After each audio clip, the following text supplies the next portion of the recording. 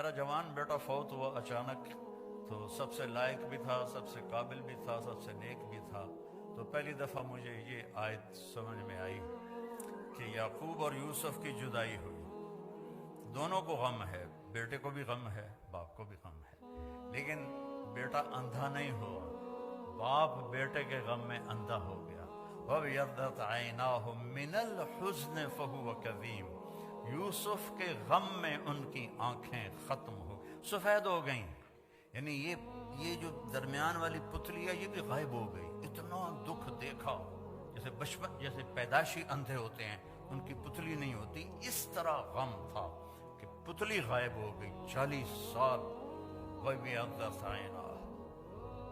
تو بیٹے کے جانے کے بعد یہ آیت سمجھ میں آئی ہے کہ جو غم ماں باپ دیکھتے ہیں وہ اولاد نہیں دیکھتی ہے.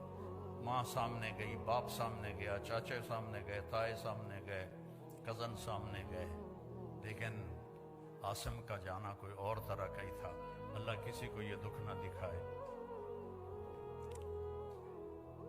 قبر میں آپ تو مستورات ہیں، ہم لوگ قبر میں اتارتے ہیں جب ایک تاریک کوٹھڑی میں، تو دل ہل جاتا ہے.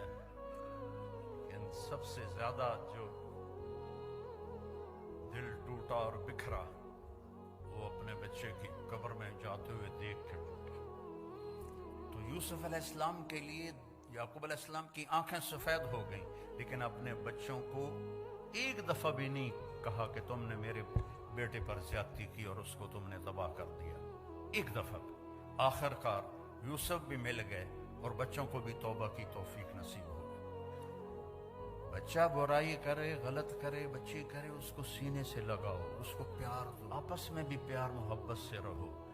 خامند اور بیوی آپس میں لڑ پڑیں اور پھر صلح کر لیں تو ان کے پچھلے سارے گناہ معاف ہو جاتے.